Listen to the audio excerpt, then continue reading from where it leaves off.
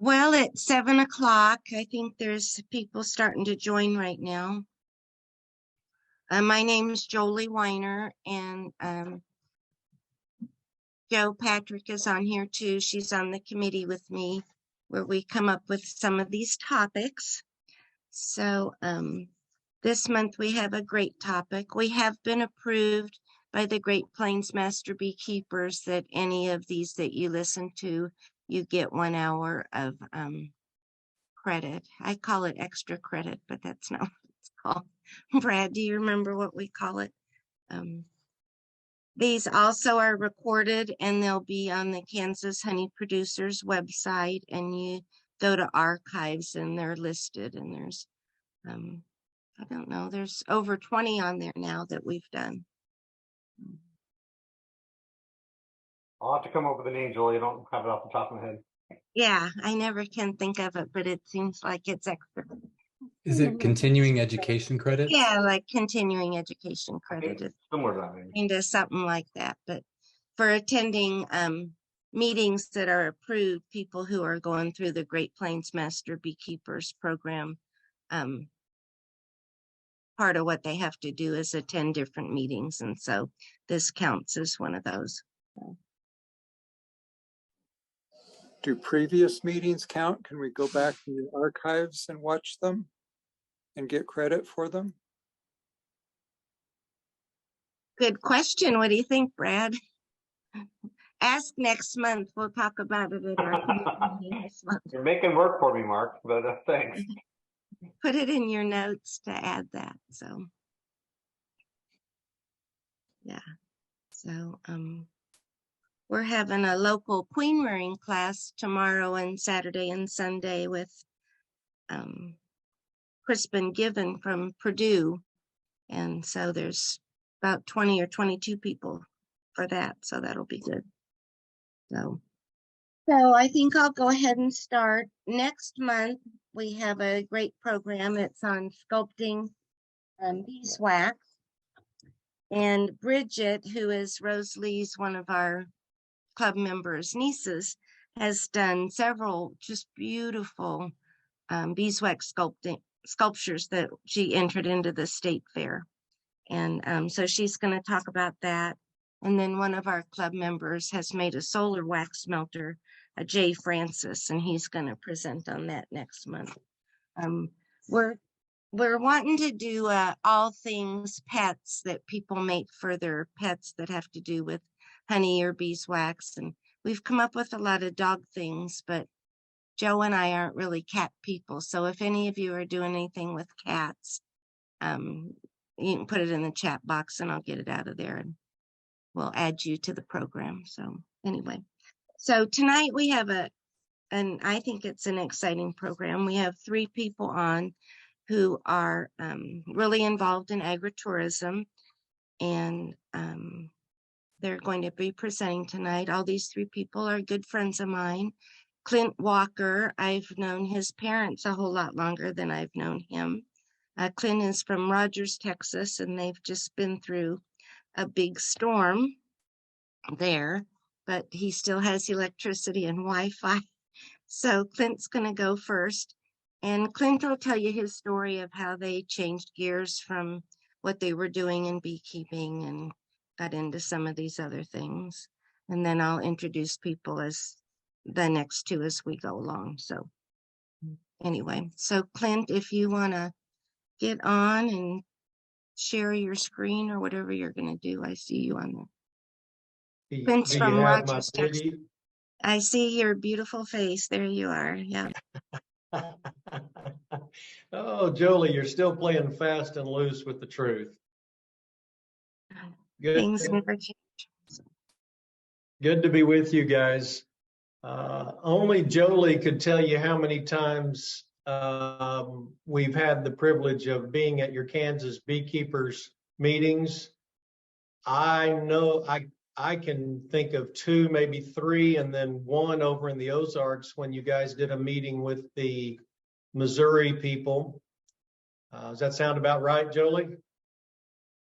That's about right. Clint usually disappears and goes birding when he's supposed to be giving a talk. So luckily he's here tonight. So Well, it's too stormy to bird, although I did just come in from outside and the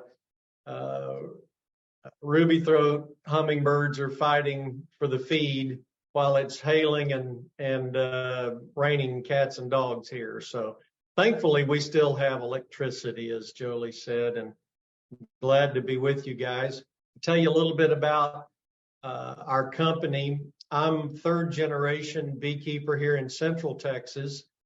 My grandfather went broke in the grocery business in 1929, not because of the stock market crash, but because no one made a crop that year and they couldn't pay their grocery bills, and he cashed out what he had left in the store. And the next spring he had $500 in his pocket and bought out a local beekeeper, not knowing anything about bees, and sold enough queens that first year to almost pay for his beekeeping business. And the family decided, well, maybe we could make a living at bees. And that's all we've been doing since. We've been full-time beekeepers. My dad started right out of high school in the late 30s and kept bees till my wife and I bought the company from my parents in 1994.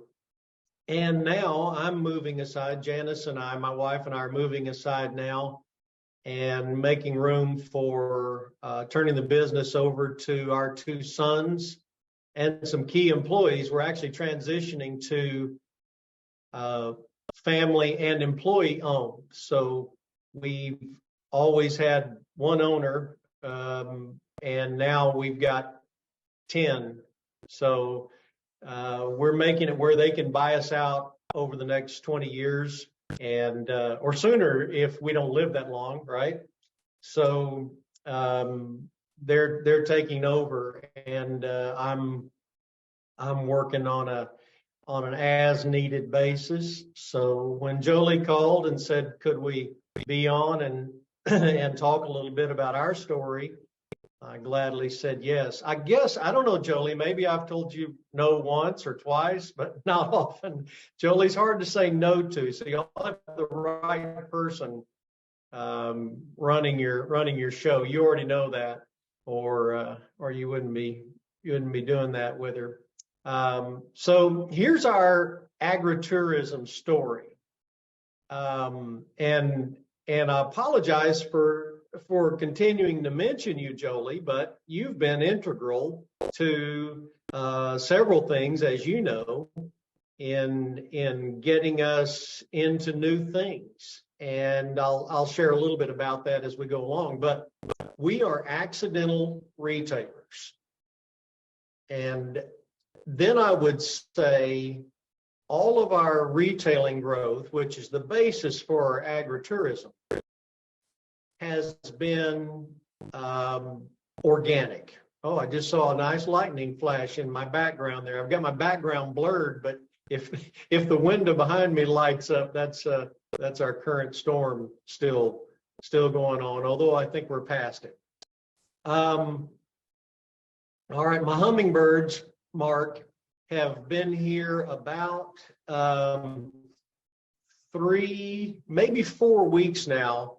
We're right on the edge. We're in the Blackland. This is a beekeeping topic, even though Mark asked a hummingbird question. We're in the Blackland belt. So follow I-35, which you Kansas people know well.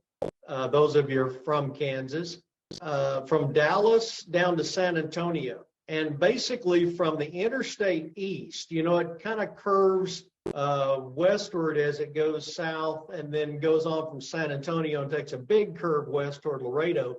But from San Antonio to Dallas, everything east of that is a narrow band of blackland soil with the hill country limestone to the west of the interstate, and about 20 miles east of us, the Post Oak Savanna. So we live in a transition zone, or an ecotone, or a biome, I guess may be the best term, that is very narrow and thin. And so within 60 miles of our headquarters here in Rogers, which is near Temple on Interstate 35, we have 3 different biomes. We can go 60 miles east and 20 miles west. So right now we have bees out in the hill country that have already made a super of Texas persimmon honey, beautiful white floral tasting honey. And here on the Blackland, our Gaillardia and our Monardas are just starting to bloom. And in the Post Oak Savannah, we just finished our Yopon holly crop. And we've got a little bit of clover blooming on a mine reclamation project, arrowleaf clover that's followed then by some Hubam clover or white sweet clover. And we can do all of that within 2 hours of the shop. So we're in a pretty special honey area here. We have a lot of opportunities. Some years we zero out in one area, but rarely do we not make some honey on one of those ecological areas. So we're pretty fluid with how we move our bees. Hello, Robert. I see your name there. Robert Burns. Good friend. We had a good time in Wisconsin, didn't we, Robert? I see you waving. Thank you.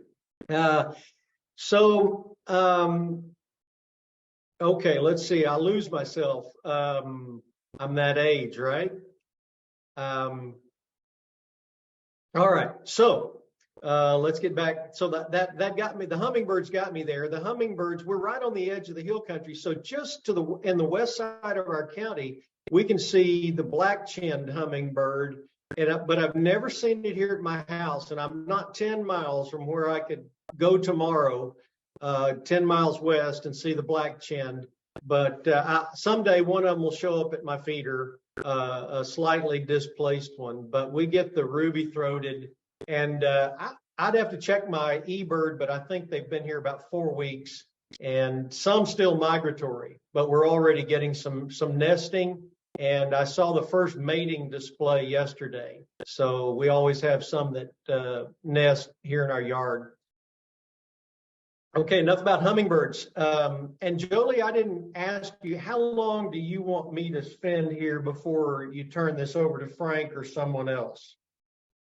I was thinking like about 30 minutes for each person. So you guys were going long, get a drink. All right, so 7:30, 7:35. Yep, I'll try to, if just give me the high sign, send me a message or just interrupt me. So 23 years ago, well, let's go back to 1994 when Janice and I bought the business. It was pre-varroa mite.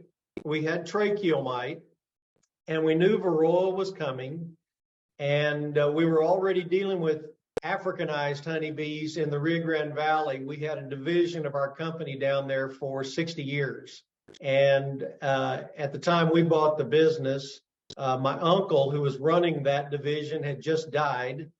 And we had a tough decision to make there. But with the failing citrus crops, orange blossom honey in the Rio Grande Valley, and my uncle dying, and Africanized bees had just crossed the border and were much more virulent than they are now, much more aggressive. And we just decided to pull out of the Rio Grande Valley. So we shut down that operation after having been there since 1941, and we left in 94. So we had pollination contracts where my grandfather had gotten the contract in the 40s from the grandfather of the grower that I had to say, hey, we're not going to be able to take care of you anymore. So we had 3 generations on one big vegetable seed grower. They're right on the Rio Grande River. Literally from our apiary there at that where we're pollinating onion seeds at the time. You could throw a rock in the Rio Grande. I wasn't strong enough to throw one all the way across to Mexico, but I could get one out in the water. So my wife, who's much more savvy in this stuff than I am, about 95, after 2 good honey crops in 94 and 95 and paying off some of our debt that we had signed on to and wondered if we'd bitten off more than we could chew, she said, you know, varroa mite's coming, and we don't know that we're going to have good crops in the future. We were running about 2,500 hives at the time, and I really think we need to diversify. So we started that conversation then, and in 95, and in 96 we had a drought, and varroa mite took 2/3 of our hives before we figured out what was going on and what to do. So I'm gonna fast forward 4 years. And 2000, we were sitting at a beekeepers meeting in the Dallas area, and a friend of ours who owned a small regional honey packer, honey label called Lone Star Honey, sat down next to me during a presentation, and he said, "You're going to buy Lone Star Honey from me." And I said, "Oh, no, that's the last thing I need to do. I'm a full-time beekeeper." We were doing package bees, queens, selling nukes, and running for honey from the Gulf Coast on the Chinese tallow all the way up to the high plains around Lubbock on cotton. And we were just burning the road up, as they say, and burning up our employees, working 60, 70-hour weeks, and not enjoying life very much from the time we started queens in February every year until we got the bees home from the high plains in September. A couple of months break and go at it and hit it again. Little motels in little scrubby towns in West Texas and down on the coast, and not paying attention to family life real well. So I went home from the meeting and I said, "Hey, this guy's getting a divorce and he wants to sell the company. His wife's forcing him to sell the company." And Janice said, harking back 5 years of discussions of we need to be doing something besides a beekeeping, a hive-centric business. And so we went down the next day, we looked at the company, and we bought it. We wrote him a check that day, or wrote him a down payment check that day. And we instantly became net buyers of honey. Even with 2,500 hives, we couldn't produce all the honey that this bottling operation was currently selling, mostly to H-E-B, our big regional grocery company down here, but also to a lot of direct store delivery stuff, DSD, where we go in and clean the shelves and put it out, but also in the warehouse. So we had to build a new bottling plant, and we built a really small 40 by 80 metal building. And as an afterthought, we were almost through designing how we were going to store the honey and where we were going to bottle the honey and where a really small crowded office was going to go, one restroom. It was just barely enough to get the job done, but all we thought we could afford. I said, people are always bothering us at our big warehouse down at Rogers. We're extracting honey, and somebody will come in and they'll say, "Oh, I need a quart of honey." And somebody's got to stop and get the honey off their hands and go find a quart of honey and sell it to them and put money in a pocket. And, and so I said, let's just throw a little 12-foot by 20-foot showroom on the front end of this warehouse. It won't cost us much of our footprint. And we'll just put a table out. This was literally my vision. Just put a table out, and people could come in and pick up a bear or a pint or a quart or a gallon and put money in a jar. So we put some see-through windows, some windows in there, some beautiful old doors that came off our historic building in Rogers. Our 100 now would be over 100 years old if we still owned it. It is over 100 years old and still standing. And so we had some beautiful beveled glass doors. We put those in there so people could walk in and look in and see us bottling honey, and somebody could come up front maybe and take their money if we saw them or whatever. Well, all of a sudden we were doing $50 a day in honey sales, and then we put a little bit of a cedar front porch on it to make it look less industrial, and people thought maybe that looked like there was a retail shop there, and they started pulling in, and we were doing $300 a day in honey sales. And before long, we were hiring somebody full-time to run the retail, and we started merchandising a little bit. And Jolie taught us how to do creamed honey, sold us our first, she may not even know this, our first thermostat to put in an old used $50 refrigerator I bought. And we started making creamed honey on the dice method. And then it just got contagious. We just started saying, well, we could make a barbecue sauce with honey, or we could make a honey mustard. And then we got into a peanut butter and honey, and then that got picked up by a specialty food thing that was nationwide. And this was just about the time you could get a website along in there. And we hired some kid that was going to a local college and set up a website for us. And before long, things started taking off, and we became retailers. So when I say accidental retailers, I mean it. And the more important thing to share is that it was all organic growth. We didn't go out and build a brick and mortar and say, let's sell stuff to the public. We didn't say if we build it, they will come. We built it, and we just kind of carved out a little spot, and they came. And so because they came, then we started listening and started paying attention at meetings. And of course, we started then making soap. Again, Kansas Beekeepers, thank you for teaching us how to make soap. And went to a class that Becky taught at the ABF meeting in Kansas City, and came home and started one of our retail people making honey and beeswax soap. And so then about 2010, so I've got another 10 years out of the way. You're wondering if I'm going to get the story told before Jolie rings the bell on me. So am I. 2010, we were selling honey to a local meadery, and the guy was buying a lot of honey, and he and I struck up more than a business relationship, kind of a personal relationship.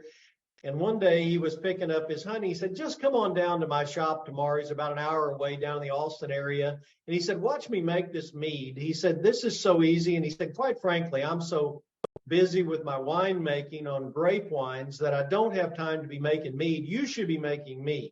And again, my response was, oh, no, I don't need another business. Don't need another thing to do. We're already wearing ourselves thin.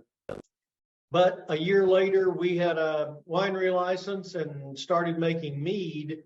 And as soon as we added the mead to our now $500, $600 a day retail store and more on the weekends, we couldn't contain the crowds on Saturday and Sunday in our store. So many people wanted to come to the farm and see what was going on. And so in 2014, we built a new store. And even before that, we started probably the biggest thing that launched us into agritourism, inviting people onto the farm to see what was going on, was a festival farmers market that we started in 2012. And we decided we'd do 2 a year, Memorial Day and the last Monday in May, and then the second Saturday in October. And they were a big hit. Yeah, I didn't, yeah. And so anyway, people started coming. And once that happened, we started with 400 or 500 people came to these markets. And last October, we had over 3,000 at our market. We have about a 20-acre place here. And at one time, we had 1,200 cars parked in the fields for this market last fall. Of course, we have a truckload of pumpkins that we buy from some folks that we used to pollinate pumpkins for up on the high plains northeast of Lubbock.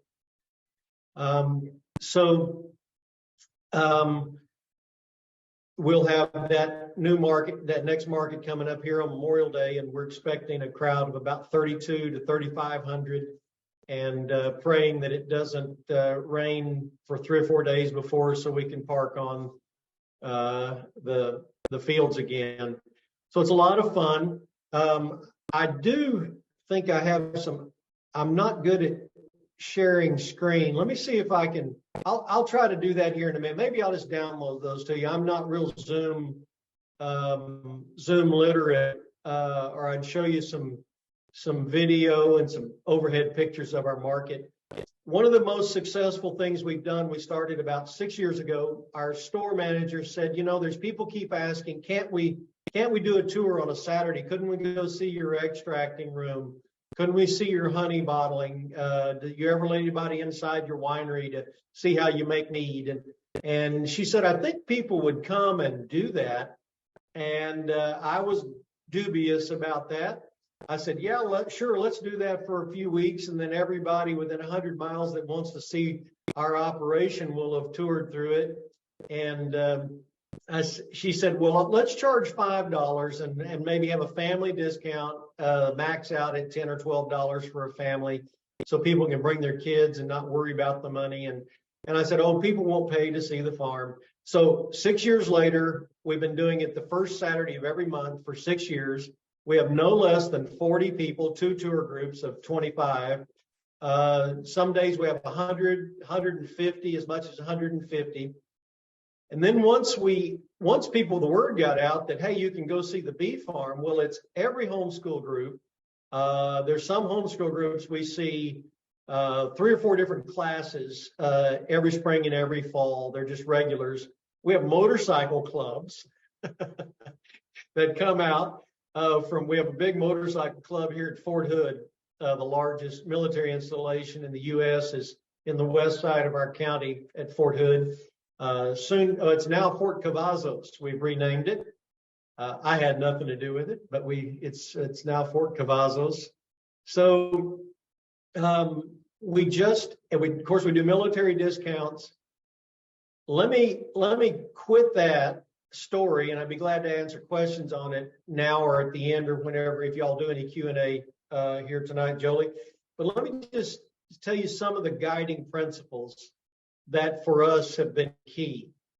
Number one, we never tried to do anything. I'm gonna riff off of the word organic. If you take anything away from what I'm saying about any success, air quotes, that we've had, it's that it was organic. And there's several principles there. Number one, we're beekeepers first. We're now 4th generation beekeepers. So we're never going to lose our connection to our core business. We've stopped rearing queens. We've produced queens for the beekeeping industry for 70 years. And we stopped that about 10 years ago. We did package bees. We don't do that anymore. We do sell nukes. And so what we've done is we've scaled a lot of that beekeeping stuff back so that we can focus on meeting the needs of our local constituencies and not the commercial beekeeping industry. So now when we sell nukes, it's people that live within 100 miles of us. And a lot of times they drive over and take the bee class and pick up their nukes at the same time and buy the hats and veils and hive tools and things like that. So the organic is working with our givens. We're here in a triangle between the DFW Metroplex, Houston, and San Antonio and Austin. So within 180 miles of our shop, there's 21 million of the 30 million Texans live with less than a 3-hour drive from our shop. So if you dropped me in central Iowa or North Dakota, my friend in North Dakota said, I love what you've done there, Clint. I think I'm going to do the same here in North Dakota. And I said, don't try to do that. Try to go with what your givens are. So we were fortunate enough to have a piece of property here on a U.S. highway. It's soon to be an interstate highway. It was listed in the last infrastructure bill that passed Congress last year to put the interstate through us. So I don't know how long our building will be here, but we'll rebuild somewhere on the new interstate here. But we've worked with what we've had. So I mentioned the military. So we do military discounts. We have 2 big veterans hospitals locally. So we do senior citizens discounts. We have a lot of schools and homeschooling and public schools here that want to come out and tour. So we focus on that. We try to go with what we're given. We planted a 1 acre vineyard. We have about 600 vines, a very small vineyard, but it gives people that come out a visual to say, not only are these people making honey wine, but they're serious winemakers. Our red wine blend took double gold at the Houston Livestock Show this last year. It was the best red wine blend in Texas last year, as judged by our best wine show in Texas. So we're serious winemakers. We're serious mead makers. We compete and go to the Mazer Cup, which is the big mead competition here in the United States every year. And we've taken home some nice scores and awards there. Though we haven't hit the top notch that we want to hit there, we're still hopeful. But the key is we have just continued to try to listen to our customers about what they're interested in and what they want. Pay attention to what other people are doing. Jolie and Cecil actually came down and taught us how to get our beeswax candle ready, how to dip and pour candles. And we finally, Jolie, you'd be glad to know, have turned that into something that we're not just nursing along anymore. It's actually a cash generating, revenue generating piece of our business, not just at our retail, but we're wholesaling some candles right now. So maybe that's enough. That's a little bit, scattershot at the side of the barn, but there's a lot of pieces to cover there. Maybe Jolie, I'll give it back to you, and you do what you want to do about Q&A, but I'd be glad to either answer questions in the chat by typing answers into people, or wait till the end or do whatever you want to do. But be glad to take any follow-up for you, or just hand the baton off. Yeah, do you guys want to just do questions at the end, but you could put them in the chat and people could answer them that way too. So, okay, that's good. Well, I think we'll go to Frank and Melanie Gieringer. Gieringers are here in Eudora, in Edgerton, Kansas, and we met them. Melanie had organized a farmer's market in Gardner that Cecil and I went to, and I think that was maybe the first time we'd met them, and got in the habit of eating out once a week and became good friends. And then they started doing some U-Pick things, and Cecil and I reluctantly started working there when they needed us. Only now it seems like they need us whenever they're open, but as we age, it's a little harder for us to do. But anyway, and that's one thing maybe we'll ask Clint about is staffing. I saw on Facebook that they were looking for staff too. So that is an issue, I know, for a lot of small businesses. So Frank, if you want to get on, you can. All right. Well, these are my two favorite people, so you go. Well, good evening, everybody. I'll be the first to tell everybody I know very little about bees. So we're always learning something new from Cecil and Jolie. But we're going to tell you a little bit about our agri-tourism journey. I don't have a really flashy presentation, but we'll tell you kind of where we started from and where we hope to go, maybe. So I'm a first generation farmer. I grew up in town. I worked for a farmer in high school as a part-time job, and I really liked being outdoors. I was not a real sportsy person. I still am not, but I like the great outdoors. I like wildlife. I like growing things. I like getting my hands dirty. So I started right out of high school, and we raised hogs for quite a few years until they became such a corporate, corporate run industry that it was no longer profitable for small family farms to really do that on any scale. So we still had cattle at that time. We grow row crops also, but we had a small piece of property, or I guess a couple acres around our house. It was just some old really average grass hay that really wasn't worth much.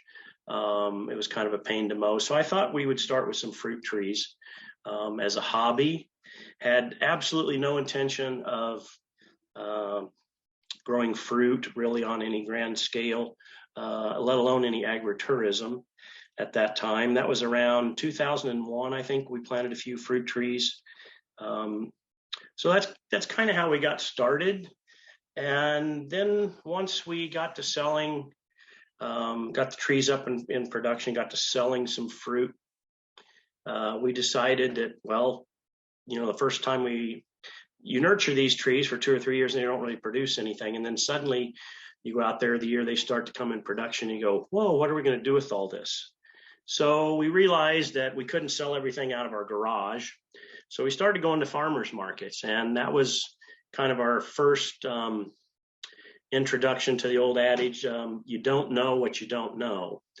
And we had no idea that the public had such a draw to, I guess, all aspects of agriculture, really. They not only wanted fresh fruit, but they were willing to spend money to get it. And so when we just had peaches, we would have people ask us, what else do you grow? They're standing there with a $20 bill in their hand, and they've just given you 10 of it, and you'd kind of looking at their 20 and like to take the other 10, but you really didn't have anything else. So we slowly started expanding. We put in a high tunnel. We grew some tomatoes to add with that. At that time, my wife worked for the school district, so we were pretty much focused on doing things that would be in that summer time frame, the hot weather of summer vacation for her. Once September rolled around, I was busy with fall harvest or our corn and soybean crops, and really was glad to be kind of done with summer. And then our son decided that he didn't really like, I guess, the cubicle life. He was a CAD designer for fire suppression systems and didn't like working in the office very well. He liked going to market with us. He was able to arrange a 4-day work week so he could take Wednesdays off and go with us on Wednesdays and Saturdays to farmers markets. And this persisted for a little while, and we just slowly kept expanding. And then he said, I'd really like to come home and maybe do this. And we were doing enough for where we could use the help, and said that would be fine, but why don't you find something that you can bring new to the operation in order for us to maybe more or less fund your wages. So that's when he decided we would try some strawberries.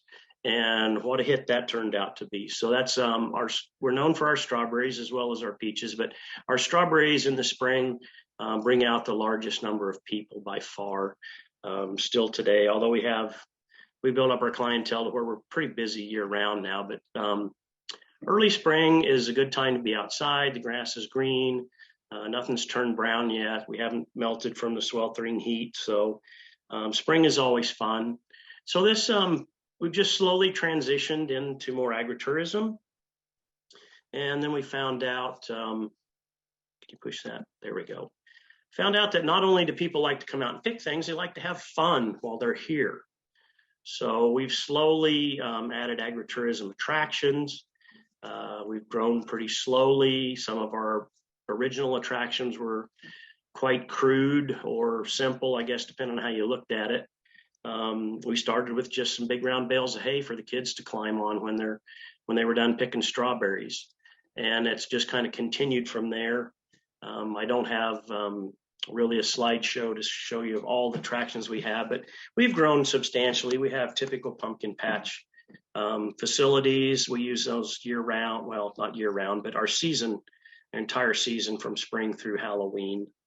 So the fun portion is where we really started to click that people were coming out here for the experience, either as much as, if not more, in most cases more than the picking, the fruit itself.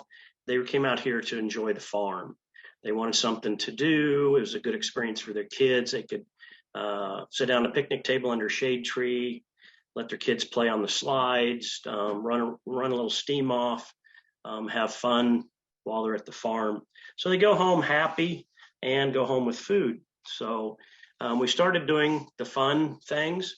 Then we more or less transitioned into food. So it was like we were kind of slow learners, I guess. But it's like if you're having somebody to the farm and they've just picked strawberries or peaches or blackberries, whatever the case may be, they're going to be hungry or they want something to drink. And if you want them to stick around a little while and have some fun, then you just as well sell them some food.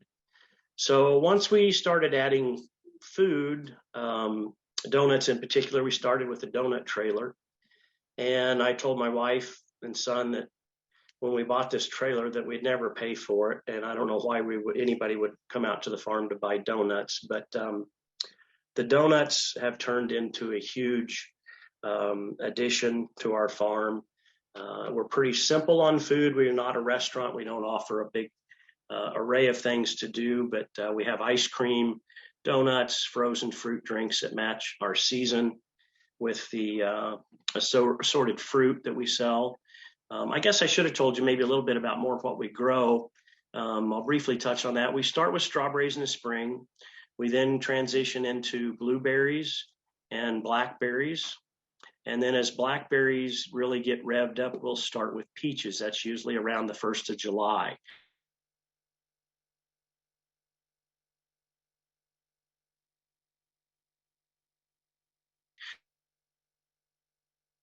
We'll have them, and then when they quit, it'll be peach picking early apples. So, and then the apples, of course, blend right into fall, our fall festival and pumpkin patch. We do You Pick Pumpkins, and we're open until Halloween. So anyway, that's a little bit of what we grow. We try to focus on fruit. We try to focus on high margin items, and fruit always brings a premium, more so than trying to grow veggies or, a potato or a tomato. Those things are pretty basic. Every vendor at the market has those things. They're pretty readily available close to home. You don't have to usually go too far to find somebody that's peddling sweet corn or tomatoes in the summer, but you may have to go a ways to find somebody that has fresh fruit. So that's one thing that adds to the draw. So we're also, in the last few years, we've realized that flowers are a huge addition for us. They're something that never really appealed to me, of course, being the grouchy old guy. I was never much of a flower person, but it's just been incredible to see the amount of public, I guess, demand, or maybe better phrase would be response to You Pick flowers. So sunflowers were the easiest thing for us to grow. We can plant them with our conventional corn planter. Seeds readily available. They stand tall. They're bright yellow. They make a real wow factor when they're all in bloom. The downfall to sunflowers is they last a relatively short time. They're here. Maybe you might get 2 weekends out of them, maybe 10 days, something like that. So you have to do multiple plantings if you want a continuous source, but we usually try to focus a special festival, something like that, around flowers or around each particular fruit, which kind of takes us into this next, my next screenshot here is events and festivals. So almost anything you can think of can become a festival. So this picture here is kind of hard to tell, but the lady, we hire an outfit called Chris Cakes. They come in and do all you can eat pancakes, and they're great to add to your festival. They're relatively cheap. You can have them come in, one person they bring in sets up, and they can feed hundreds of people in a short order. They have this huge griddle set up.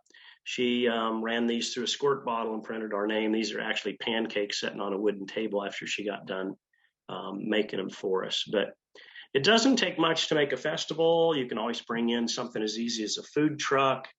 Some people might bring in a band, music, just anything to really celebrate whatever season that may be, whatever you have an abundance of. You could have a honey festival. You could have a bee festival. It really doesn't take a whole lot. It doesn't have to be a Disneyland type production, but just something to create a little bit of excitement, a little bit of hype. Those type of events and festivals also allow you to maybe charge a little more than what you would normally charge.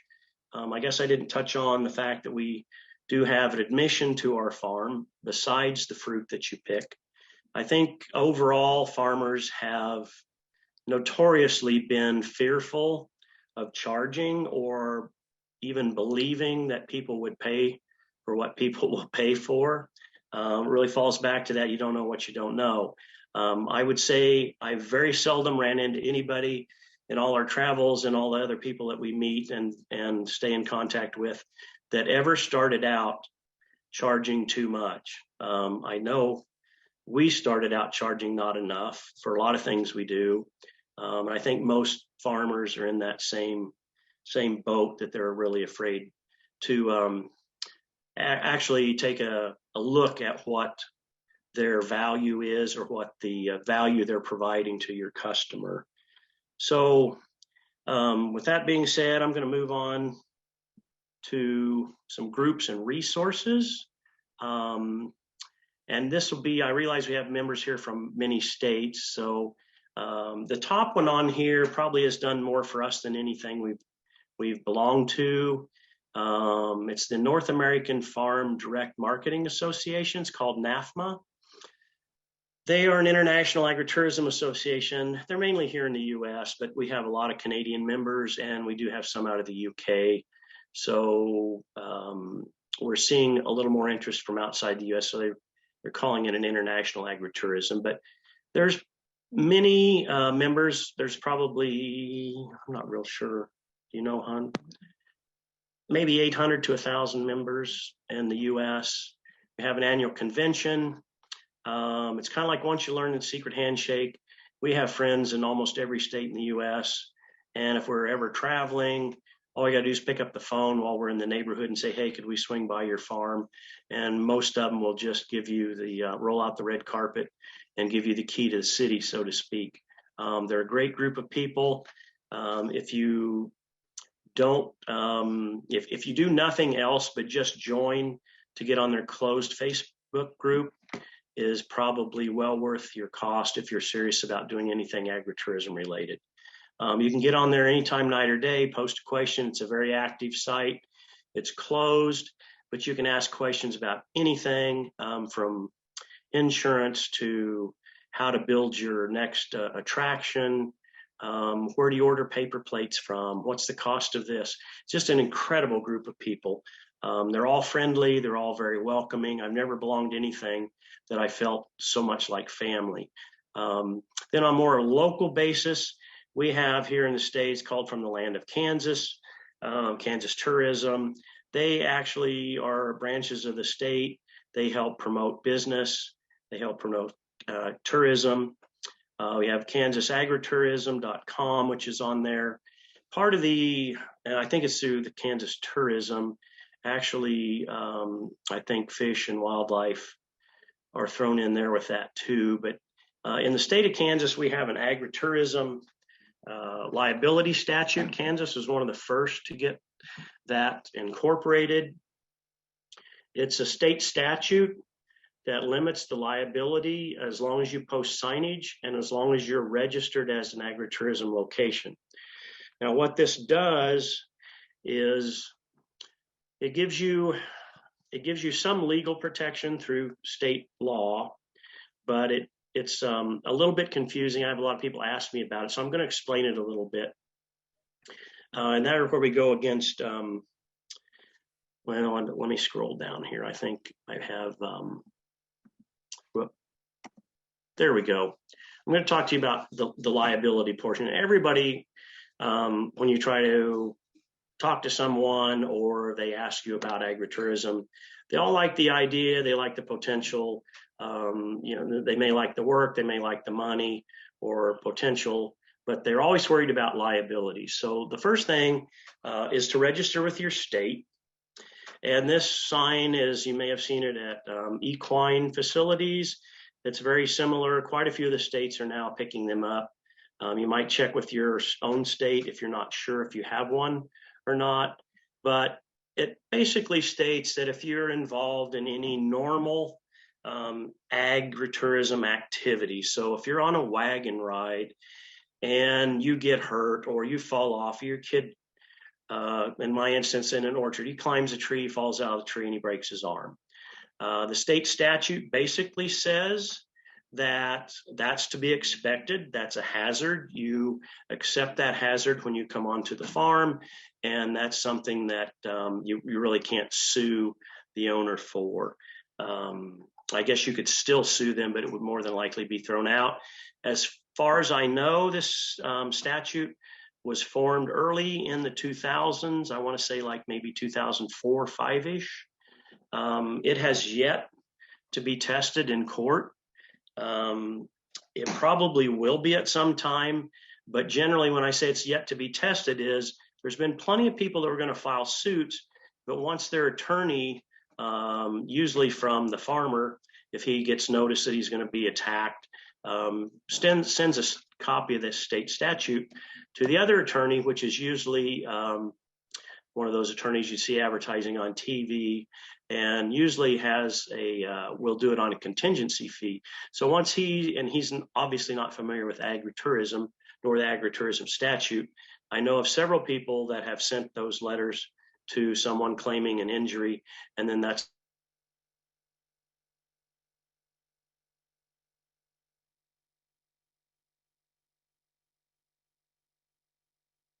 the last day. That statute or tried is successful. So it does not replace liability insurance. Liability insurance is very necessary. It's kind of a necessary evil. And with liability insurance, it's always a risk versus negligence. So liability insurance kind of covers you to a certain degree, and it just depends on each individual operation as to how much risk they want to assume versus how much insurance they want to purchase. Now, negligence comes into play with not only the state agritourism statute, but also liability insurance. So negligence is something that you are aware of, such as you have an exposed fuse box with wires sticking out of it. You have an open hand-dug well on the premises, and it doesn't have a cover or it's not secured. And they can prove that you were just plain negligent or lazy because you knew you had a problem but choose to take no action. Negligence is really where you need to be worried. And if you're not doing anything negligent, then the risk is generally fairly low. I know everybody's worried about liability insurance. They think it costs, it's just going to be horribly expensive, that everybody out there is going to sue them. That is really not the case. It's very rare that you hear about a lawsuit. Generally, it's something minor, and most of the time your insurance company will pick it up rather than have to hassle with it. If you have a trip to the ER or some kid needs a stitch or something. So in my opinion, it's certainly not a deal breaker, but I know a lot of people seem to use that for an excuse not to get into agritourism because they're afraid of liability. And they generally, when you question them, don't really understand it. So you have two types of liability: a product liability, which I would assume you should all be familiar with. Anybody that's selling any type product, even your honey, I would think it would behoove you to have product liability insurance on that. And then you have premise liability, and premise liability would cover inviting people to your farm, having an activity on your farm, something that they could that you would be liable for on their property. They slip and fall. You have something that they might get hurt on. So it's a little bit daunting, but it's not. The cost of insurance is relatively I mean, it's just a cost of doing business. It's not exorbitant. It is based on how many dollars you do. So, you know, if you're just wanting to add something to make maybe a few extra thousand a year, it's going to be pretty negligible. If you're doing $1 million a year, then it's going to be significant, but it's all in proportion. So it's probably cheaper the more dollars you insure. But anyway, if that's clear as mud, I'll move on. Liability insurance is kind of boring, but it's something that you need to check with your insurance agent and be sure that you're registered as an agritourism stop, and you'll get a lot of protection just from that state statute. We'll go back here and talk about a couple more groups. If any of you grow any type crops or do anything special, Kansas has a Specialty Crop Growers Association. That's, I think, negligible to join, like maybe $10. Another one is Maize Quest. They cut our maize for us. They're out of Pennsylvania. Hugh McPherson owns and runs Maize Quest. When we first started with our maize, we used Hugh to cut our maize, but then we found out that Hugh is actually a really great resource. For those of you that maybe have not dealt with employees, they do an employee boot camp, which is a several-week course you can take online at home. They do a lot of consulting. They'll help you lay out your farm. They'll make you think about things that you didn't think of until you're crowded and you have an oops moment, and then you go like, gosh, why didn't we think of that? So some of the struggles that we've had, we're rapidly growing family farm, which is great. We've been growing 20 to 40% a year, year over to year. So we've grown relatively quickly, and we've gotten a fairly large size. But when you start getting thousands of people out to your farm, you suddenly realize that maybe you didn't think about not having enough room for parking. If you have 500 people waiting in line to get into the farm, maybe you didn't think about line queues. Maybe you didn't think about where these people are going to go to after they get their picking bucket. You need to have, some staff to keep things flowing, make people want to go in the direction that you want them to go, and make them think it's their idea. So there's a lot to traffic flow, a lot to people flow. There's a lot of good ideas that he can help with, as far as even just laying out your farm and keeping the future in mind, what you want to do down the road. But he's an excellent resource also. I would recommend Hugh, especially for a beginner. And I believe that's about it. If anybody has any questions, I guess we can answer them later, however Jolie wants to handle that. But I think that probably about eats up my time. I appreciate getting to talk to you guys. Let's see, tell them about your people movers and a quick that you went on the Apple trip. Your Apple trip to Europe. Oh, okay. Yeah. We built some wagons, what we call people movers.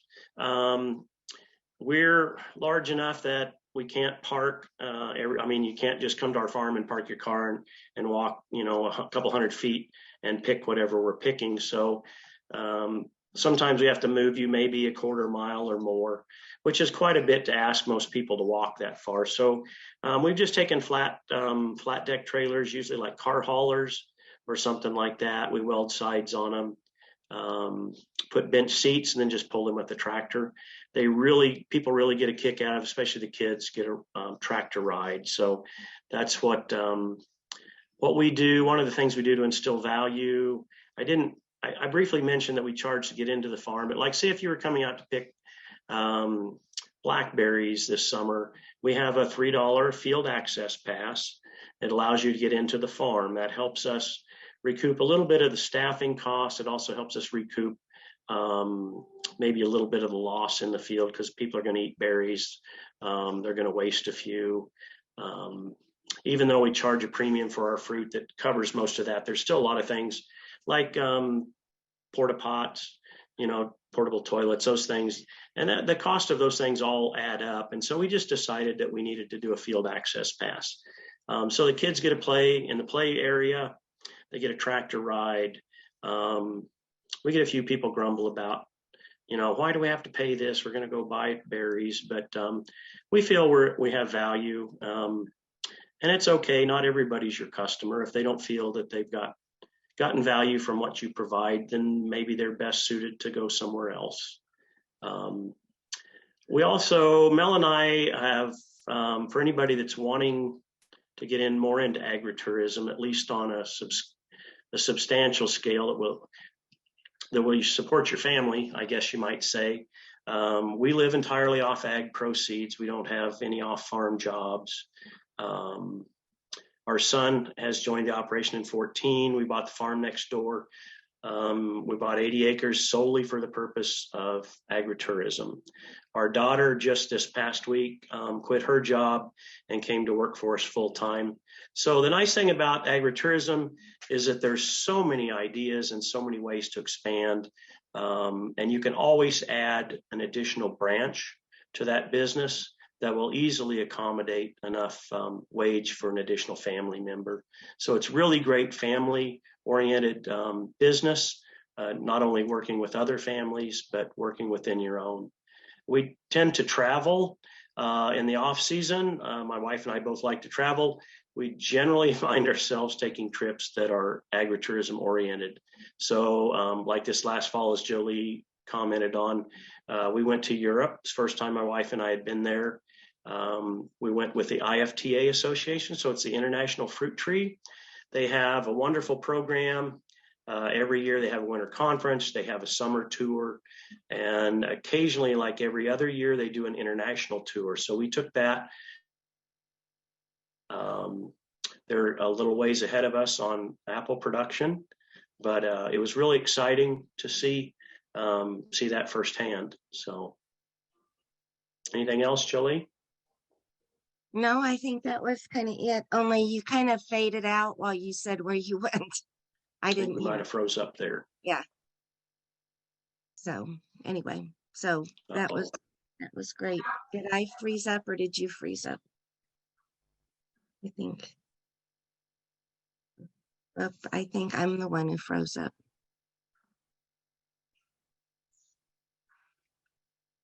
No, you're good, Jolie. I'm good. Okay, good. I couldn't. Anyway, I think you guys are. So anyway, so Frank and Mel have tried to go to Clint's twice, and once was 2 years ago during the snowstorm, that horrible cold weather, and the other time was a couple months ago when they didn't have electricity for a few days. So anyway, well, thanks, Frank and Melanie. That was great. So stay on maybe for some questions maybe at the end. So our next person is Chad Gillaland, and Chad owns Next to Nature Farm in Tonganoxie, and Chad has started with the building. He now has a well, I'll let you tell, but a butterfly. What's a butterfly? Not a butterfly aviary, but a butterfly house, and he'll tell you about everything he's doing. So Chad has a little presentation too. So before he starts, I just wanted to say one more thing. This Facebook group that Frank and Melanie were mentioning, I mean, people share their recipes for their drinks. I mean, it's kind of like the things beekeepers do. They'll tell you how to make cream honey. They'll tell you how to do everything. And this Facebook group for agritourism is kind of the same way. You can ask them anything, they'll answer anything. So it's a real sharing organization. So Chad, you're on. All right. Well, good evening, everyone. My name's Chad Gillaland, and I'm the owner-operator of Next to Nature Farm. And we're an agritourism business that didn't start out with that concept. Basically, we grew a business from a hobby to reality. We started off as a complete and total hobby and took it so much further than I would have ever expected. So we're located in a very central area, just northwest of Tonganoxie. So we're basically 30 minutes from most of Kansas City, 45 minutes from Topeka, 20 minutes from Lawrence, 20 minutes from Leavenworth. So we're centrally located in a very high density area with the potential for a lot of visitors to come out and visit our farm. So for me, it all started out with an orchard. We bought 10 acres out in southwest Leavenworth County about 15 years ago. And one of the first things I did was I had told myself, growing up as a child, I had lived probably a quarter mile from a small orchard in central Leavenworth County. And so I used to love to ride my bicycle down and steal some apples from the apple orchard. So that was one of the first things I wanted to add to our property when we purchased this 10 acres. So we installed 100 apple trees. Didn't start small, but it was in stages. So that first year we planted 20, year 2, another 10, and then 20. And then each year after that, another 20 till we got up to about 100 apple trees. And at that time I was managing a large tree service and lawn and landscape company in the Kansas City metro area. So morphing that into beekeeping from running and managing a pesticide portion of a lawn and landscape company is two things that just don't match up whatsoever together. So I get asked that many times, why with what you did then, do you do what you do now? And I think it's because of what I learned. I over time grew a business for someone else and got away from that model of a true green Kimlawn type company and going towards more of a, not necessarily organic based, but a sustainability based type business where you treated customers' lawns and their trees and their landscape more with a sustainability factor versus just a blanket, let's spray everything and head down the road to the next customer. So it kind of morphed from that to going into business for ourselves. And really how I got started in beekeeping was year 3 of having a fruit orchard, 3 or 4. We decided I sure would like to see a better crop. So let's add bees to the farm to pollinate the orchard. So my wife calls me the accidental beekeeper because I went to a beekeeping meeting with NECBA, Northeast Kansas Beekeepers Association.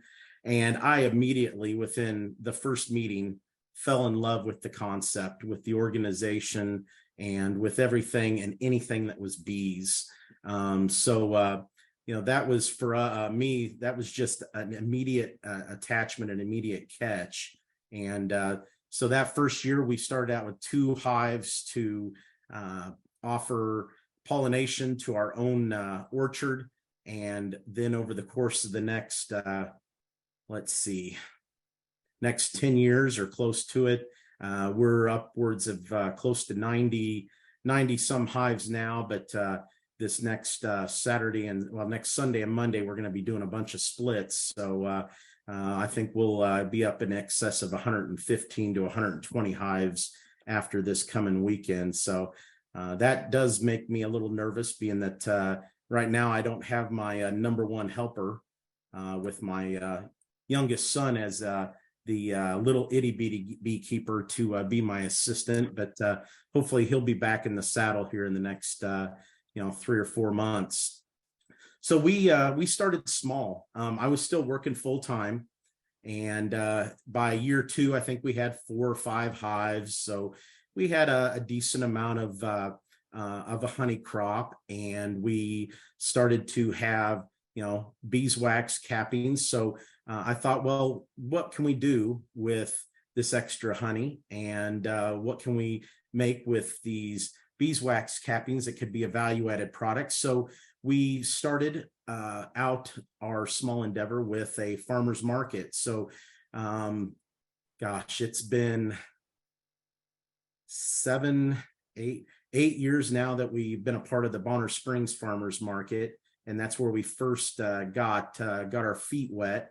And that first year of just selling, honey from 4 or 5 hives, and selling a few small, very easy to make beeswax skincare products. We looked at, gosh, $7,000-8,000 in revenue. I thought, holy cow, if I can do that, in a couple of hours for a few Saturdays through the spring and summer months, just think what I could do if I went full bore. And that's unfortunately one of the problems I have is everything I do, I tend to, jump in feet first, and sometimes I don't look. I just go full force, and that can sometimes be a downfall. But for me, it's worked well so far. So with that starting small concept, we made small batches of, at the time, beeswax skincare products. It started out really simple.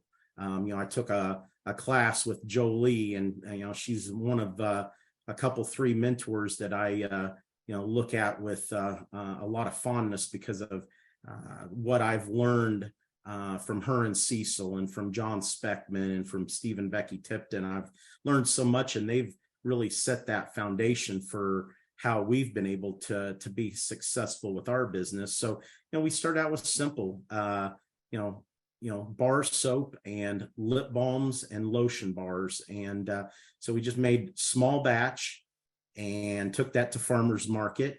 And over time, we realized, we need to really jump in even further. And so we continued to grow our number of hives. And the next thing we know, we start to get really creative with our product line. So for me, it's more than just becoming a beekeeper or just being a beekeeper. As a small business owner, you have to have those administrative skills and marketing skills and accounting skills and, my gosh, people skills with managing, staff. So, what I started to think about first and foremost was the marketing component. So with any product line, you need a concept. And so for us, it was that small batch, handmade, all natural approach to our product line. And that really resonated with a good number of our visitors that came to farmers market.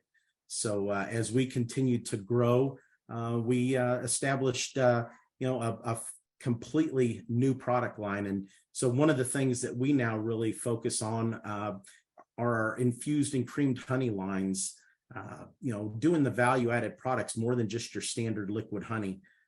There's a lot of people that have liquid honey out there, but being able to specialize in, as I'd mentioned, infused and creamed honeys.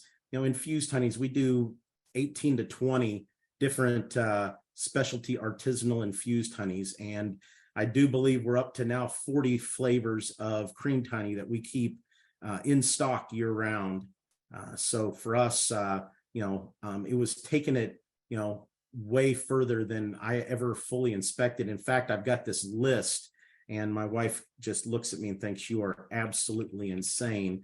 But I've got this list of the next 8 to 10 artisanal infused flavored honeys and the next 15 to 20 creamed honeys, always trying to push the boundaries of flavor creations and trying to find things that grab the general public, grab your audience, and continue to stimulate their taste buds one thing that we've really seen is this huge takeoff with the foodie groups. There are so many people that just consider themselves food connoisseurs that we really work to, cater to that portion with our food line. So, we make a lot of value-added products from the beehive based on food-based products, but then we even take it a step further with other products that we produce here on the farm. So when we talk about, really reaching that foodie group, we started, offering recipes and using that as a means to upsell and combine two flavor creations to sell two separate products for one particular recipe. And partnering things together and pairing things together has worked really well for us. So for us, having one of the only tasting bars that we're aware of in the state of Kansas with the size of one we have, we started carrying a line of dark and light balsamic vinegars because of how well they pair with honey with all kinds of different recipes. So pairing things together has taken our product line to all different realm of possibilities. We've looked at adding so many other things. We offer orchard fresh jams and jellies, and we do a lot with preserved foods. And one of the things that we really push with our product line is the concept of our customers want to know where it originated from, what are the inputs, and how it was made. So we only make or produce our products with things that we produce and grow here on the farm. So, from that standpoint, we know what inputs went in, whether it was a synthetic fertilizer versus, a natural or organic based fertilizer. What are the fungicide and insecticide inputs, which are negligible on our farm? Really growing our product line and making a product line that just speaks to more people, I have found is a very important component of our business. We've expanded into a skincare product line where we have now 25 different fragrances of Bard soap and old-fashioned lye soap to 10 fragrances of a liquid hand soap now to 25 fragrances of lotion bars and all kinds of natural herbal salves and ointments that replace a lot of the big box store product that you might see, such as vapor rubs and children's vapor rubs and healing salves and all kinds of things that people want all natural products to replace maybe what they can buy at the big box stores. So as we've continued to expand, early on, we went from the Bonner Springs market to adding the Lenexa Farmers Market. And in between all of that time, we were doing, arts and crafts shows and holiday shows just to continue to get our foot in the door and get that public notice and that recognition of our product line. And then we had the opportunity to set up as our first full-time spot as at the indoor public market in Lenexa. And that was kind of the kickoff for me personally, saying, here's where now it's time to look at stepping back from working for someone else to working from myself full-time, for our family full-time. So we've had to do that, or we took that as an immediate focus. And so we were there for about a year and 3 months as a 6 to 7 day a week vendor. And that really got us thinking, okay, here is this opportunity where we were at a brick and mortar at another location. Let's see, maybe we can do something similar, but at our own location. So we started thinking about what that opportunity might look like. So as we continue to grow our product line, which immediately that, like the slide here states, the retail products support the mission. For us, it's not just selling a product line, it's about education. We love bees, pollinators are precious. We know the importance, that critical importance of honeybees and native pollinators to agriculture in our region of Kansas, to statewide, to throughout our nation, to around the world. So we take a lot of pride in helping to educate folks about this particular product, or about this particular topic. So then in 2020, we took this huge big leap of faith. And who would have thought that in starting construction in 2019, so we would have started construction in fall of 2019 and got a lot of dirt work done, and got concrete poured, got a rough in before the winter hit, and then we're able to slow down and meticulously go through and start the interior portion of our farm store. And at first we were looking at it as just a retail location, but then within just a month or two of being open, we saw a great opportunity, because so many people were so curious, just the general public, about honeybees, pollinators, small scale agriculture, that we thought, let's not just make this a retail shop. Immediately when we opened, we considered it an agritourism facility. And who would have thought that the exact month that we opened up, boom, we're in full force of a pandemic. So that was for us a huge hurdle to maneuver around. But what we found was we couldn't have started our business at a better time. People were shut in at home. A lot of businesses were closed down. People were working remote from home, and they needed this escape. And here's where we stepped in and said, we can offer this escape. We can open our farm store up to individual families. You can bring the family out. You can shop. You can have this great educational component. You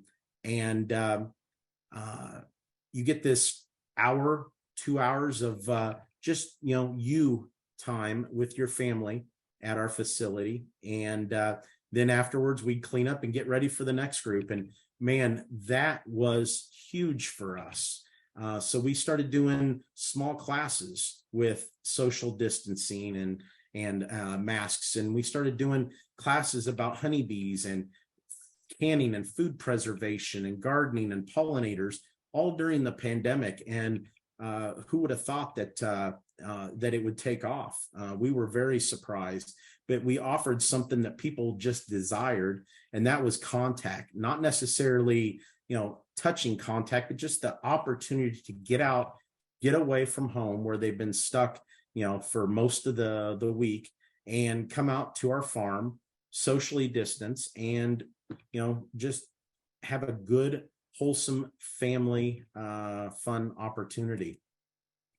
So in 2019 we had been very insightful, but yet kind of lucky that we developed an e-commerce website as part of our business. And this really helped as well during the pandemic, that it allowed people, if they weren't feeling comfortable, to come out to the farm store on a set hour time frame with their family, that they could go online, order online, and we would do front porch deliveries every Thursday all over the Kansas City metro area. We basically said within 35 miles of our farm, we'd go to Topeka, Lawrence, Leavenworth, Lansing, out to pretty much anywhere in the Kansas City metro area.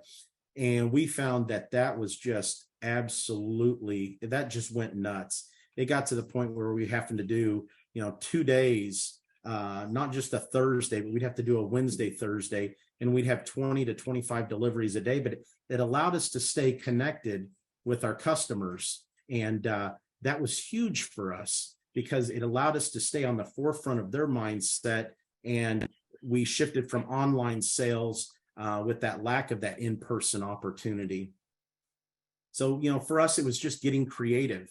Part of that piece when we first got established with our business was, or not established with the business, but with the store,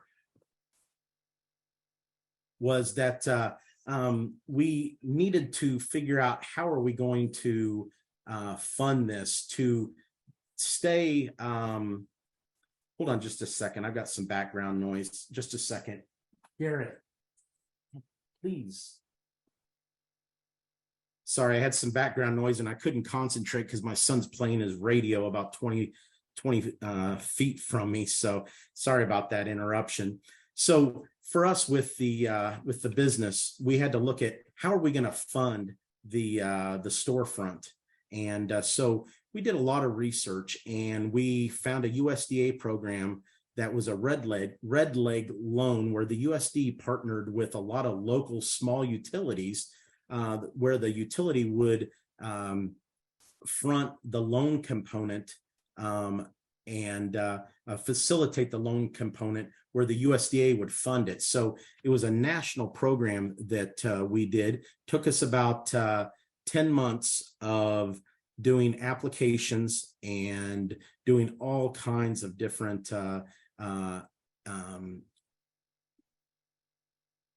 applications and different paperwork that they required to do it.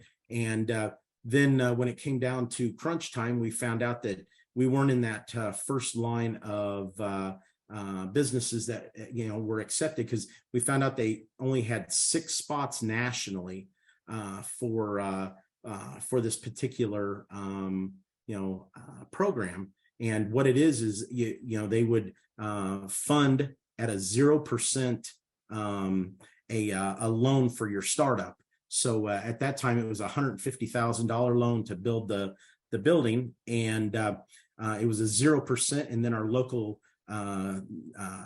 Leavenworth County, Jefferson County Co-op added a 1% to facilitate and manage the loan through the USDA program. So that for us was huge, because what we then found out was not 30 days after we had our balloon burst, we got a call saying, hey, guess what? We thought your guys' application was top notch, and we opened up one additional opportunity in the entire country. So that was, just this, great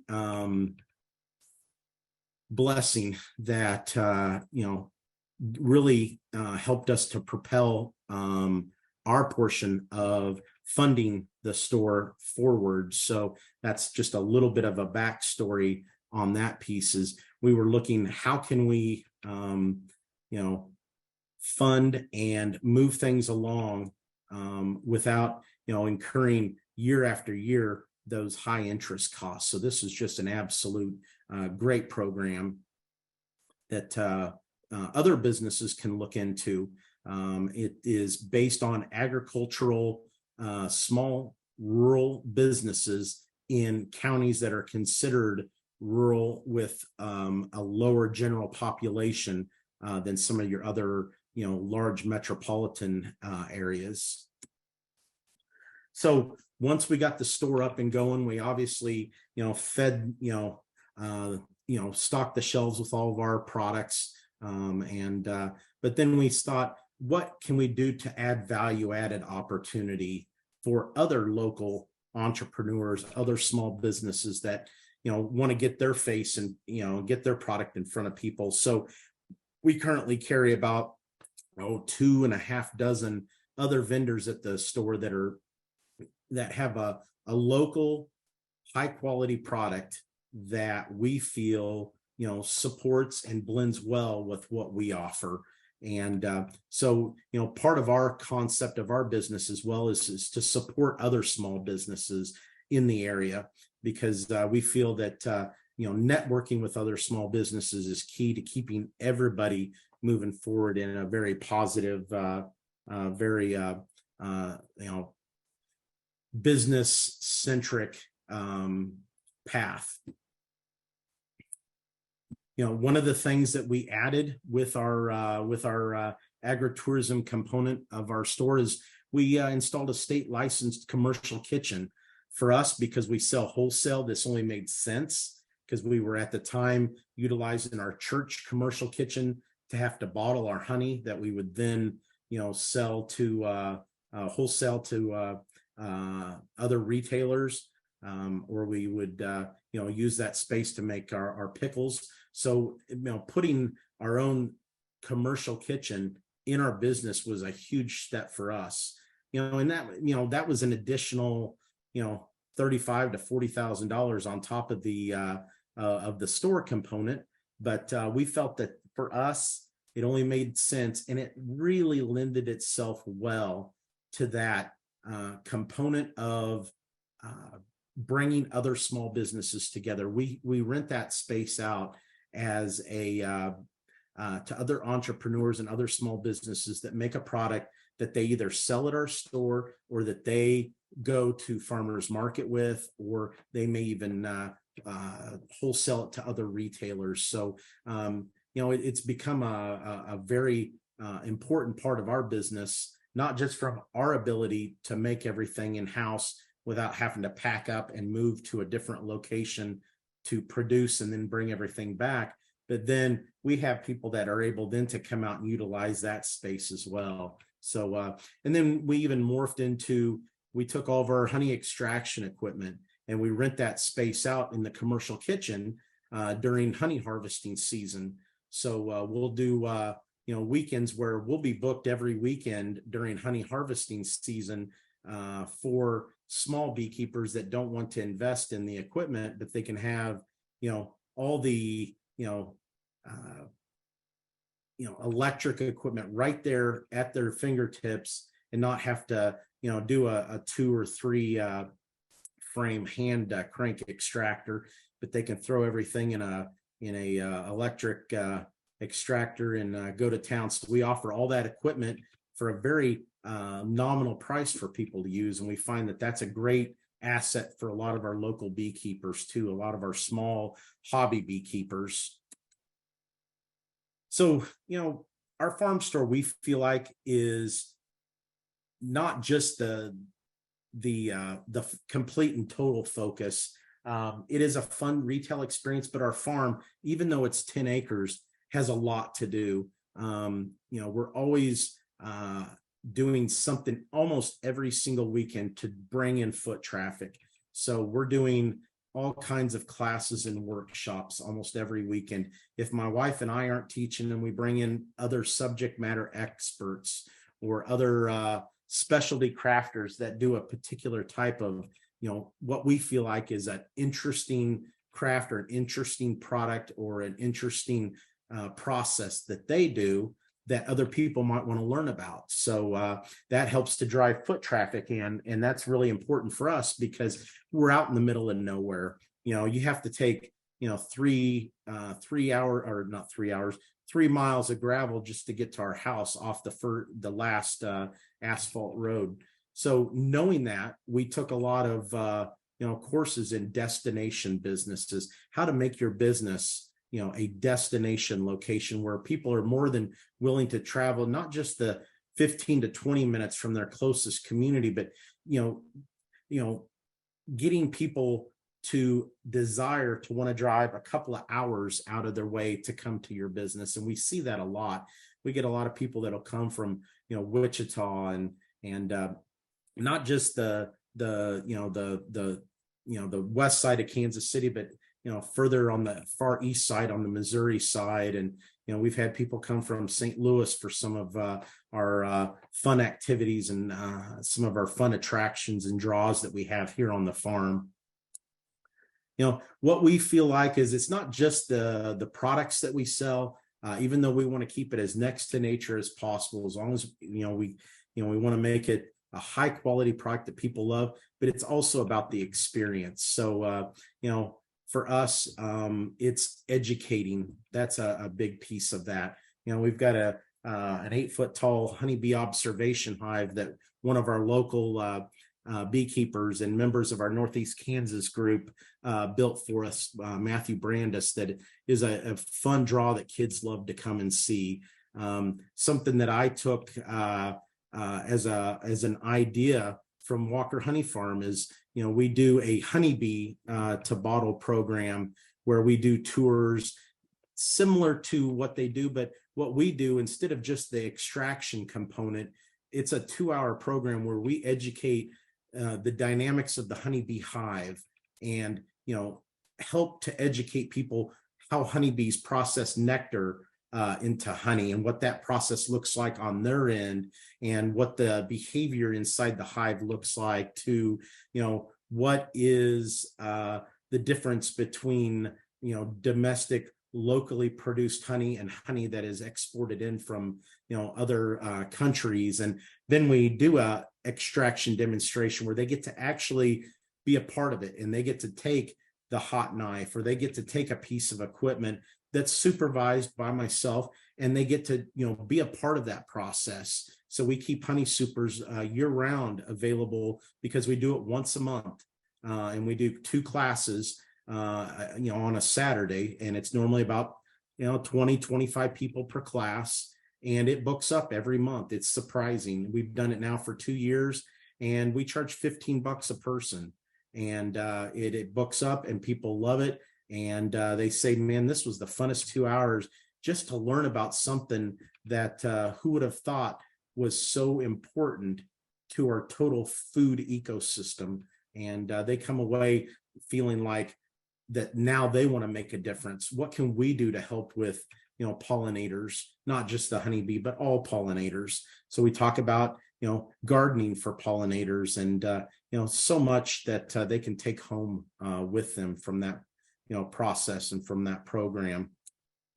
I had mentioned my son, he has his own Facebook page, the Itty Bitty Beekeeper, and we haven't been able to really expand on that here for the last year because we've been, dealing with some health issues that he's been going through. But we hope that once he's back on his feet, that we can really expand on this concept of the Itty Bitty Beekeeper, because at the age of 6, he could do splits by himself, with me just standing 3 or 4 foot back videoing him. He could catch swarms. He could install queens. He could do just a plain, just regular,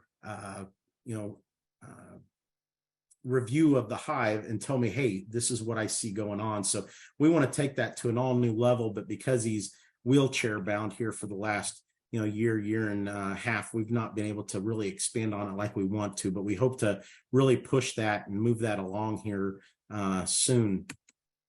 So what's new in the last year or two for us? We opened up a butterfly house here at Next to Nature Farm, and so we have 2 varieties, the monarch and the eastern swallowtail butterfly, that we have all stages of the life cycle in, and that's opened up basically from mid-May to the first weekend in September. And at that first weekend in September, then we have our big finale where we do our monarch release party.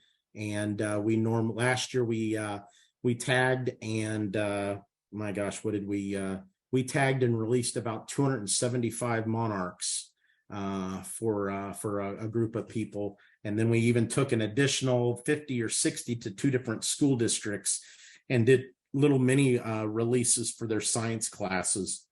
So that's a fun component that people, they drive, a nice distance to come see this. It's a 25 foot by 35 foot enclosure that is just a fun experience where you can have hundreds of butterflies fluttering around you at any one time as you're walking through, looking at all kinds of host plants and all kinds of pollinator plants and all kinds of flora and fauna in the butterfly house.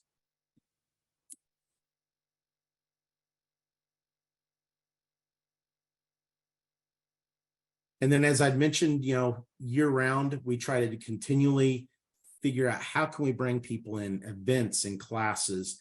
2 times a year, we do a huge farm festival. Last year, our spring farm fest, we had 100 artisans, makers, and vendors that set up booths on our front 2 acres. And we had close to 1,000 visitors in one day. And it's a huge benefit, and it's a huge drive and a huge boon for our business.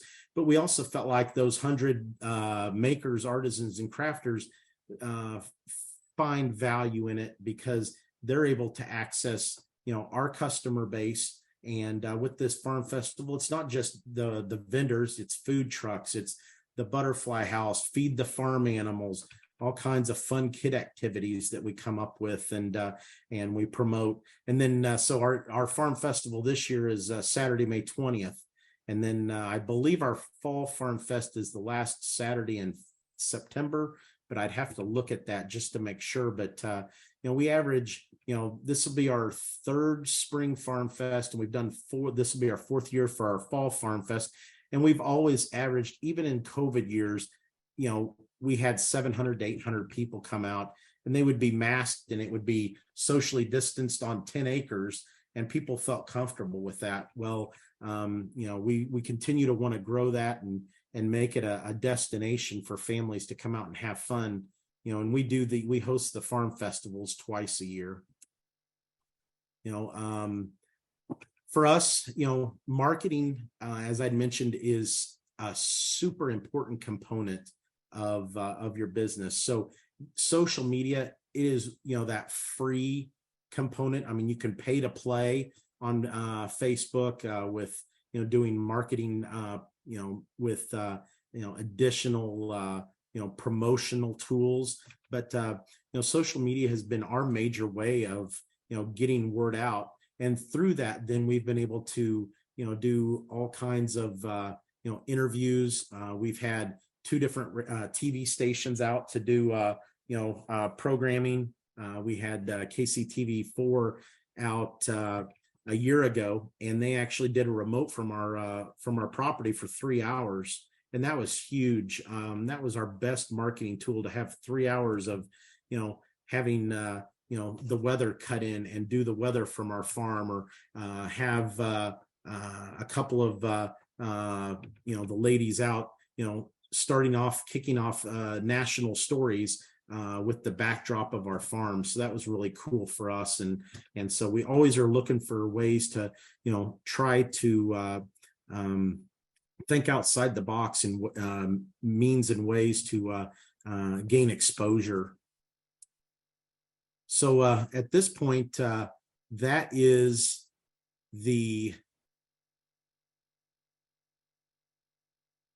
slideshow part of my presentation.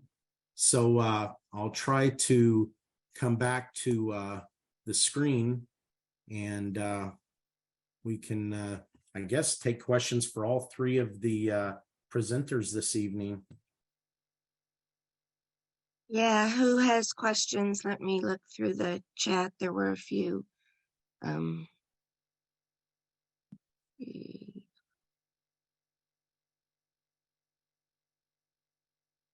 Yeah, Frank and them, or Clint and them did a flower, the blue bonnet thing, and then you had contests every week when people did different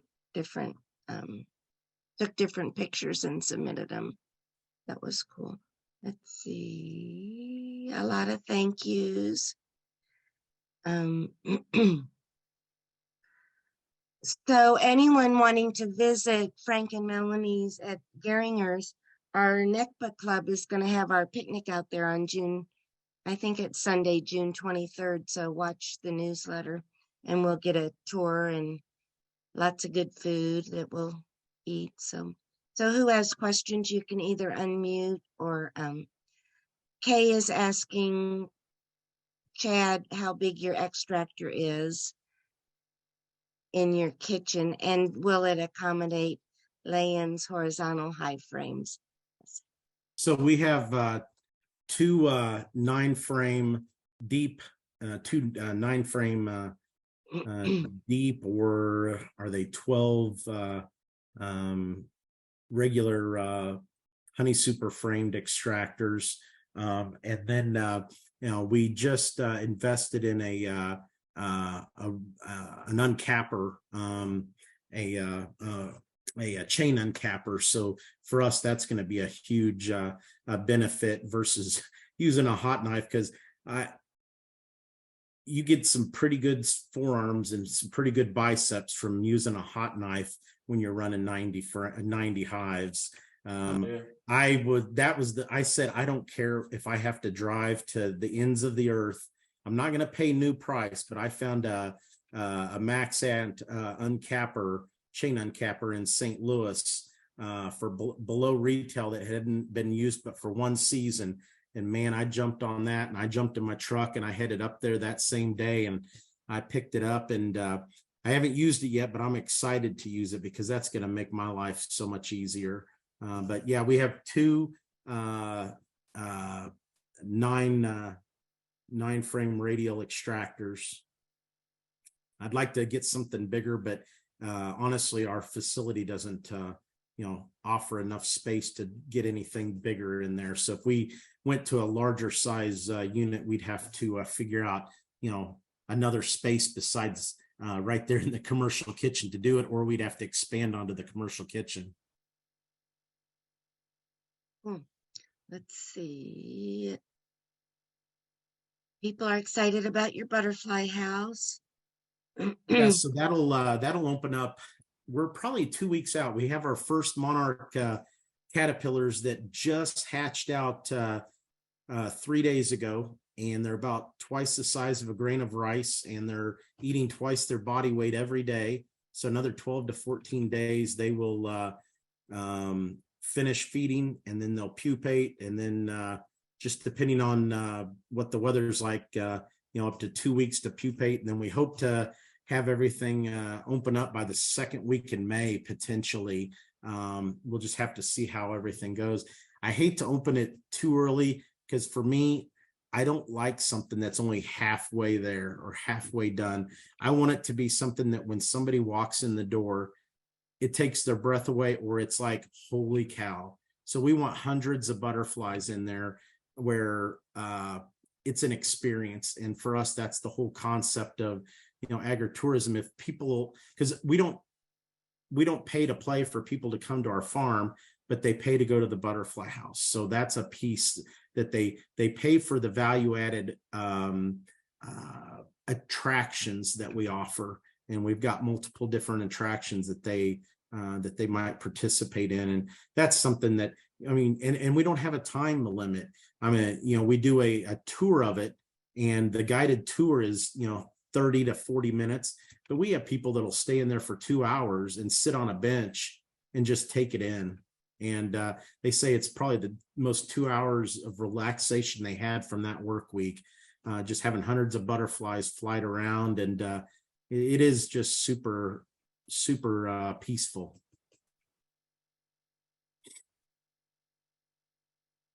Let's see. So any other questions? Cool. Well, I want to thank Clint and Gieringers and Chad and everyone. I want to thank everyone for staying on so long. We're about an hour over what we usually do, but I thought this would be really good, combining these three really different organizations and what these families are doing. So anyway. All right. Anything else for the good of the order? Can I ask a question? You may. So, you might look at the chats and see if others have questions as well. I was wondering about, in Texas, are the Africanized bees getting less aggressive? And how are you treating for mites? You mentioned that you lost a lot of hives to mites years ago.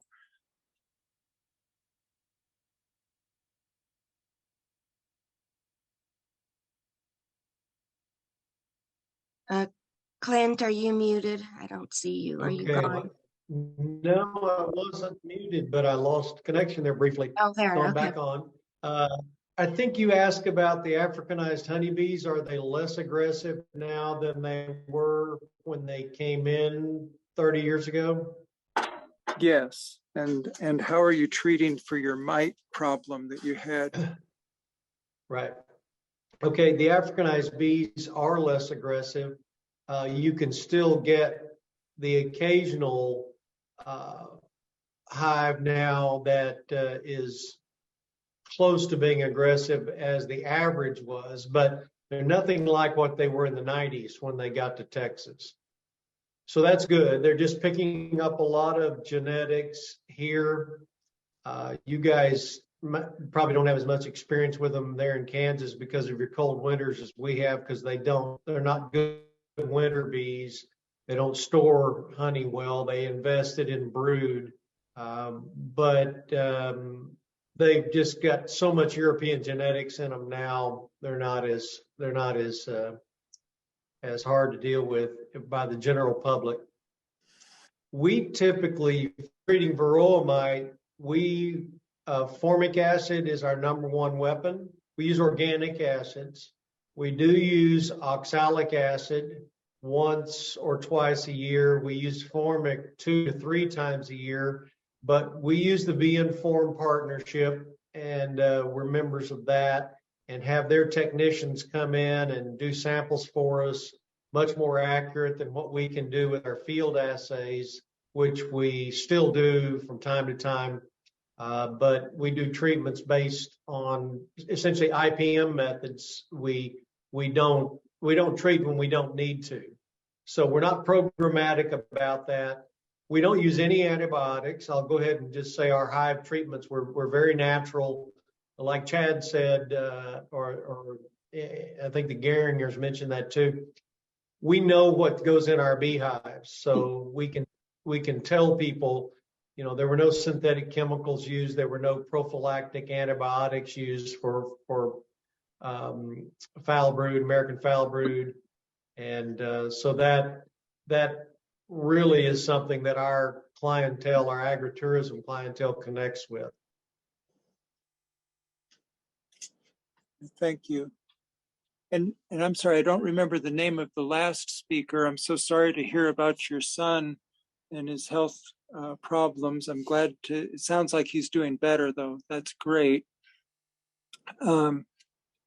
If and when he's able, I've got a lot of marketing background, and I think a young man like him in a wheelchair taking care of bees would be golden for all of you, and I think it would boost his spirits as well.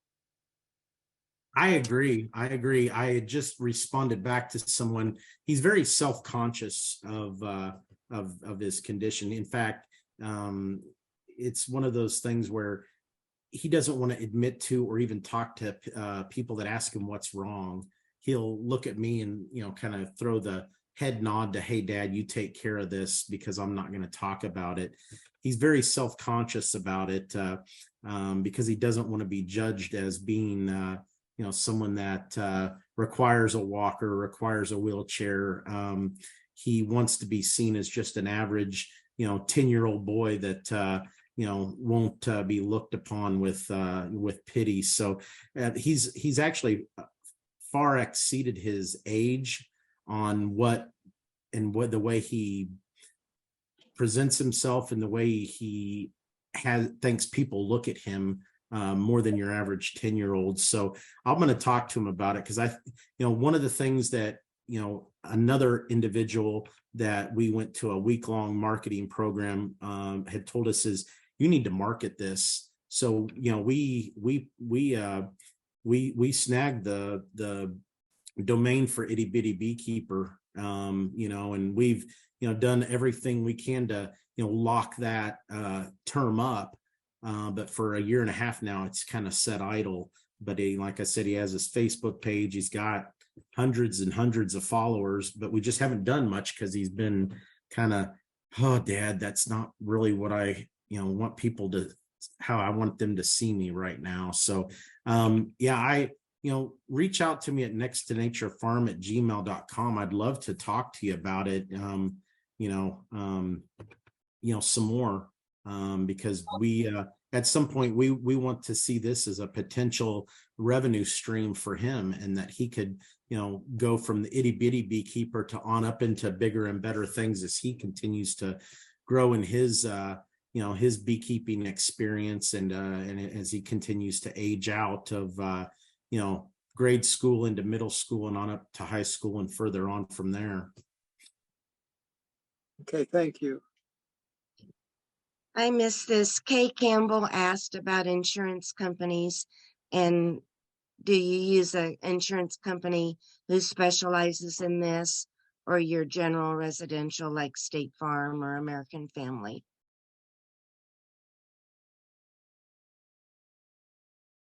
Can you hear me? Yeah. Yeah. Actually, you probably will. I guess it depends on your scope, but we go with a company that I don't know, I would say specializes in that, but certainly understands agritourism, at least on a larger scale. You just have to visit with your current insurance agent and see, kind of feel them out on how much they understand and what you're wanting to do.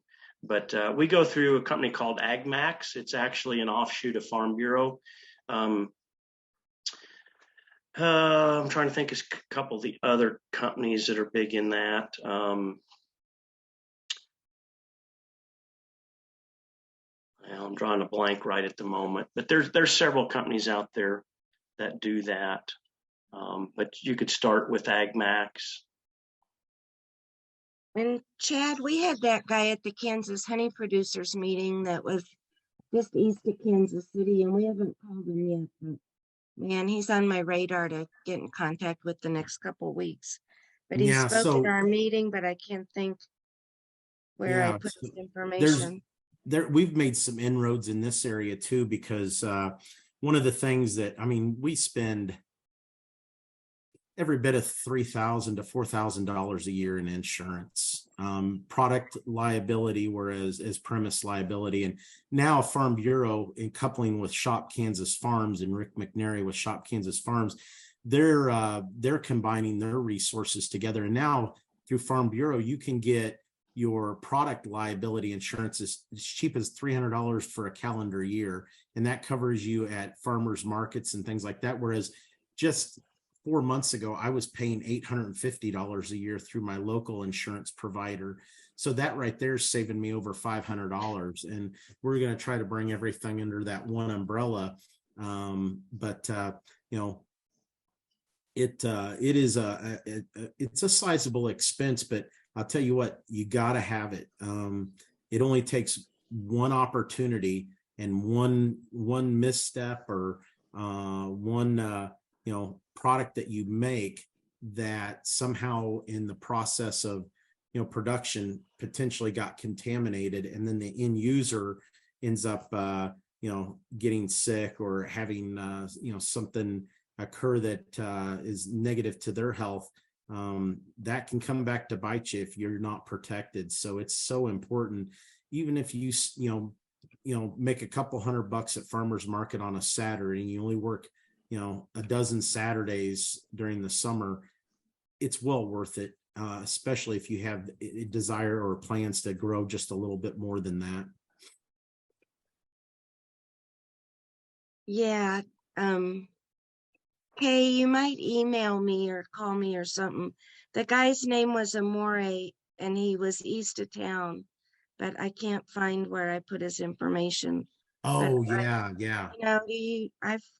I've got that in a notebook out in my office. Yeah, I do too. So if you think about it, holler at me and I'll get the information for you, because man, he was mostly about beekeeping and that stuff, but man, he was really good, and he insures a whole lot of beekeepers for different stuff. So anyway, okay, any other questions? Cool. Thanks, everybody. Thank you, Clint. Thanks, Frank and Melanie. Thanks, Chad. Thank all you guys who have hung on this long. This was really good. Okay. And if you do cat treats, let me know. We need you to present a program one day. We can't forget about the cats. So, and that hummingbirds, they're in the Kansas City area. So that guy who's in Omaha, probably another week or two, they'll be up your way, but people are reporting they're up here.